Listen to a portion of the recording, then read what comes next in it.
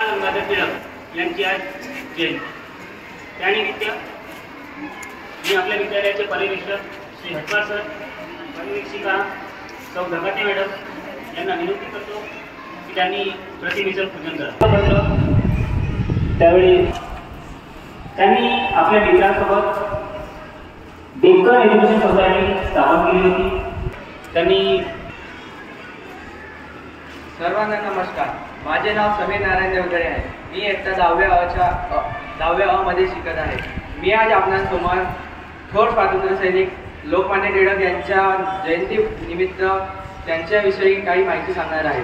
लोकमान्य टिळक यांचा जन्म 23 जुलै 1856 रोजी पार्वताबाई व गंगाधर या अपत्याच्या पोटी झाला होता।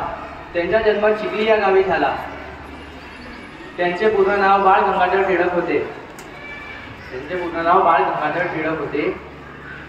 ते मनात अन्यायाविरुद्ध चीड होती।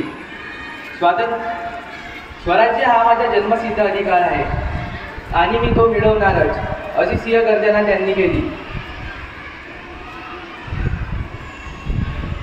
स्वराज्य प्राप्तीसाठी त्यांनी अनेक वेळा तुरुंगात भोगावे लागले। त्या गावी झाला। त्यांचं पूर्ण नाव केशव गंगाधर टिळक व त्यांचं टोपण नाव बाळ असे होते। त्यांच्या वडिलांचे नाव गंगाधर टिळक आणि त्यांच्या आईचे नाव पार्वताबाई असे होते। लोकमान्य टिळक हे एक